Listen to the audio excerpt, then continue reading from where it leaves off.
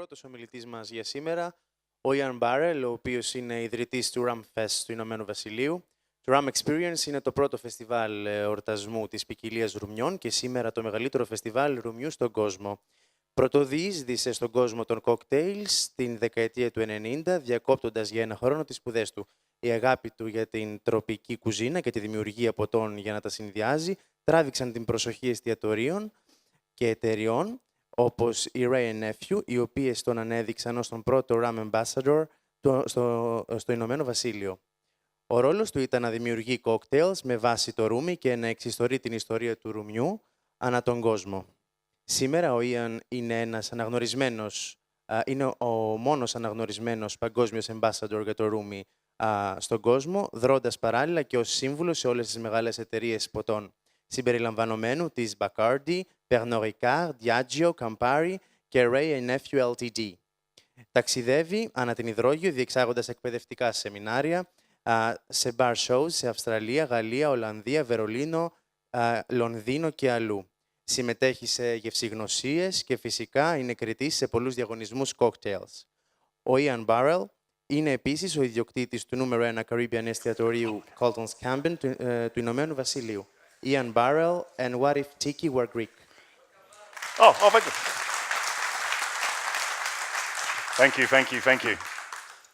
Let's put that down there. I'll have that later.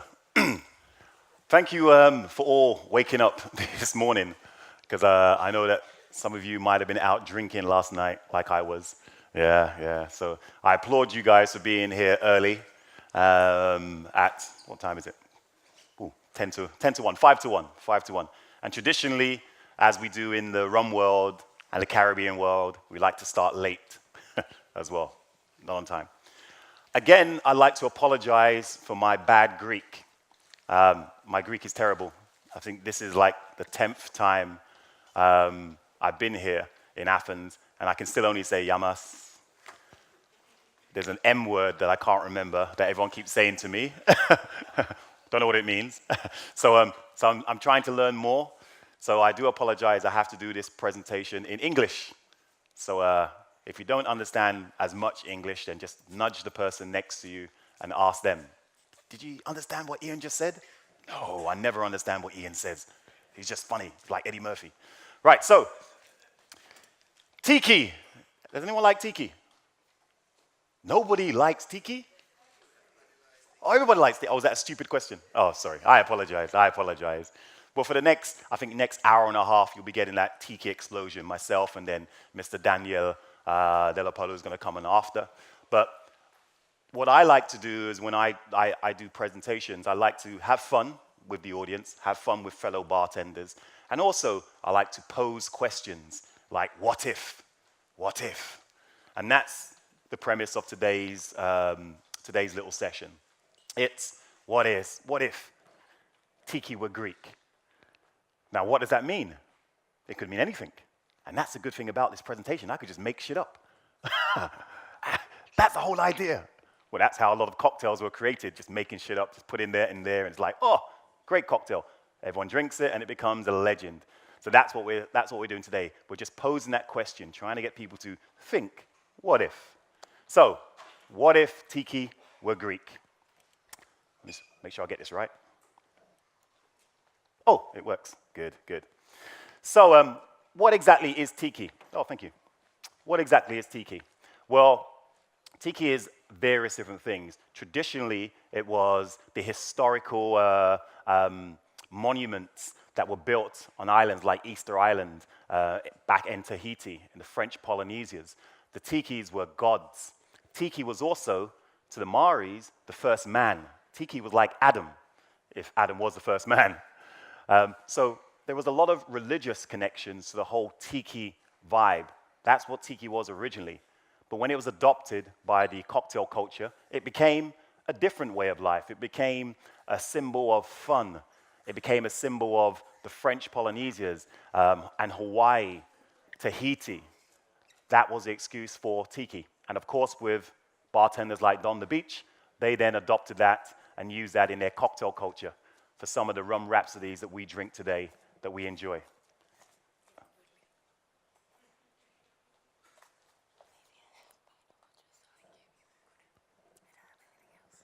Oh, okay. Pineapple juice. Right, so we will make do. So that's what tiki was, the culture. Oh, wrong way, backwards. Oh, does this work? Oh, technician, there's always something going wrong. Oh, there we go. Oh, thank you. Proper pineapple juice. It's on Caribbean time. The pineapple juice has just arrived. It's freshly squeezed all the way from the Caribbean. Right, so the Greek gods, they love to drink. And we know this through the history books, through some of the statues and the emblems that were created by ancient Greece. Gods like Dionysus, the god of wine, he loved to drink. I mean, this is him if he was here in modern days, a little bit more fat and portly, but drinking, which is why it would be perfect.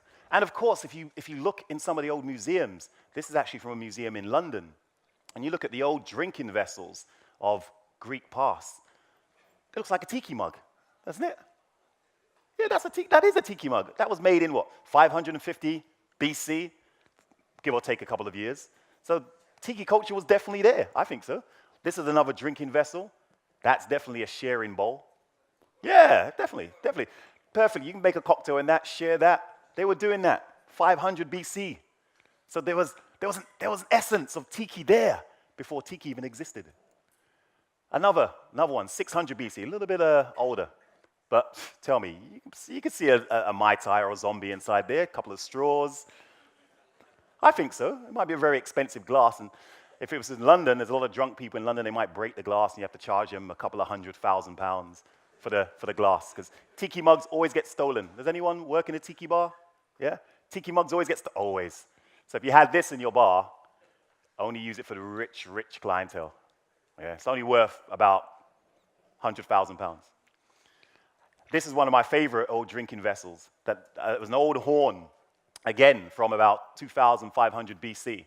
Well, 200,000 years old. But it was an old drinking horn that they used to drink out of. Apparently, this inspired the Vikings to drink out of their horns as well. But again, what a great tiki mug this could be. Give it to someone who's like a jackass that comes into your bar. You're telling them a story.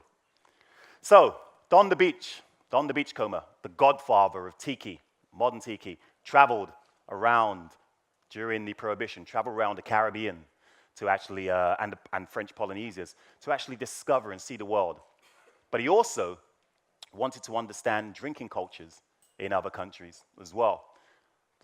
Created drinks like the Navy Grog, the Tahitian Punch, the Fog Cutter, and the Zombie Punch, some classic rum and tiki cocktails from the 1930s. Inspired bartenders like Trader Vic, probably his best student, and the maker of what I believe, the Mai Tai, which is one of the kings of the tiki cocktails. Yes, there is some controversy. Did Don the Beach make it? Did Trader Vic make the Mai Tai? But it all boils down to written evidence, and according to Jeff Beachbum-Berry, there hasn't been a menu found yet that has the zombie punch on a menu from the 1930s. So Trader Vic, Don the Beach said, yes, I created the Mai Tai back in the 1930s, but why didn't he put it on the menu? He's put all of his other cocktails on the menu, but not this cocktail. So I believe it was 1944 from this guy, Trader Vic. So if they had gone to Greece, and Greece is beautiful, isn't it? Wow, amazing. You guys, I'm envious. I'm only envious when I'm in London, but when I'm in Jamaica, yeah, man, then Greece maybe, yeah, you can compete a little bit, but Jamaica is nice as well. But London, oh my God, it's cold. But if they had come to Greece instead of going to Tahiti and Hawaii, they would have seen and been inspired by lots of different things. They would have seen statues of Dionysus instead of statues of whatever that is. Instead of statues of big tiki statues in Easter Island and Tahiti and Hawaii. So they would have been inspired in a different way. Oh, one question I need to ask you guys about Greek statues. Why do they all have small penises? It's cold. No, it's not. Greece is warm. This is winter. Look how warm it is outside. That's no excuse. No excuse. I went to the South Pole last year. It's about the quality. That's right, I hear you. Yeah. Spoken by a man who knows about small things. I know this is not a reflection of real Greek men, because some of my friends from Mykonos have told me men are not all that small. So I don't know, but if you compare the Greek statues, oh, nice of you to join us. Of course. You're in the wrong place. Oh, scene. Just come and stand here then. You'll be part of the show again. So if they'd gone, when they had seen these statues, but if you compare them to like the Mari or the Tiki statues, there's a big difference, yeah? Yeah, big difference. It's a little bit hotter there. Probably that's the reason why. That's a lie, it's a myth. Yeah, it's not true. Ladies, it's not true. Right, so anyway, but look, even the Chinese, they take the piss. I know the Chinese are known for having small penises. So when you get a Chinese girl measuring one of the statues, like, oh, you know something's wrong there. But anyway, back to Don and his travels. So instead of going to French Polynesia, Don has gone to Greece. He's gone to Athens. He's gone to all these luxurious Mediterranean places and been inspired by what he's seen. And then he takes that back to America. Now, America, in the 1930s, remember, crisis. Yeah, we all know about that. So there's a crisis in America, so he needs to lift everybody's attitude up. He needs to bring them back to having fun again.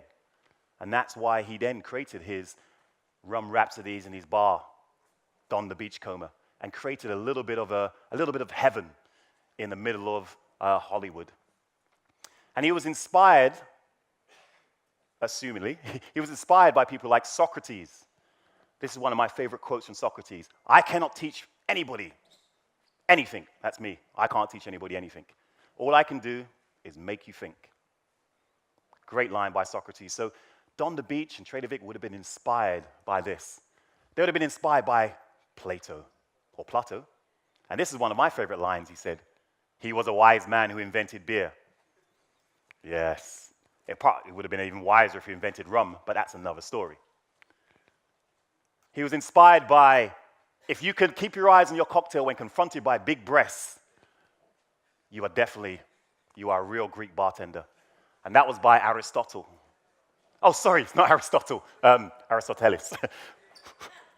Sorry, wrong person. No, Aristotle, that's what Aristotle said, sorry. Aristotle said, we are what we repeatedly do. So whatever you do, that's what you repeatedly are. Excellence, then, is not an act, but a habit. So if you're continually doing good things, excellent things, you will become excellent. You'll become good, we hope. I did hear someone yesterday say, practice is perfect. Boo! Shut up. I don't remember who it was, but his name was Max and his surname was LaRocca. But no, some people believe practice is perfect, but practice is not perfect. Practice is permanent. Yeah? Because if you're practicing the wrong things, that's going to become what you do. That's what you do. So practice is permanent, or perfect practice is perfect. So, Don would have gone back to the US from Greece, and instead of creating cocktails like the Zombie Punch, instead of inspiring cocktails like the Suffering Bastard, inspiring cocktails like Missionary Downfall, he would have created cocktails, and excuse me on this part, but I did some research with one of my Greek bartenders in London, and he said he would have created cocktails like this.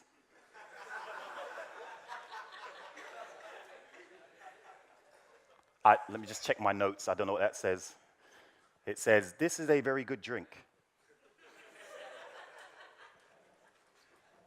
Is that not what it says? He would have made cocktails like this. I think I know that one. Is that something about eat wood or something like that? No? Hardwood? Hardwood?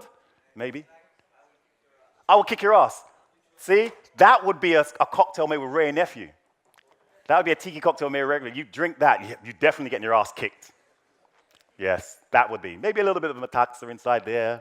Double 151 metaxa. They should make a 151 metaxa. And then the last one. I have no idea what that one says. But that would be a good name for a Greek tiki cocktail, I think. Maybe if a lady was close to the floor. Are you stealing stuff again? Maybe if the lady was close to the floor. Maybe it's a short cocktail that doesn't really, well, you know what's going to come. So that would be a good name. So these could be found in any Greek vintage book, if there was one. Please, someone find me a vintage cocktail book from Greece so we can use these and inspire bartenders around the world of different types of Mediterranean drinks. Maybe someone could create one. As I said, I have a couple of friends, bartender friends that work up in Mykonos, and they found I asked them for a vintage cocktail book, and this is what they gave me.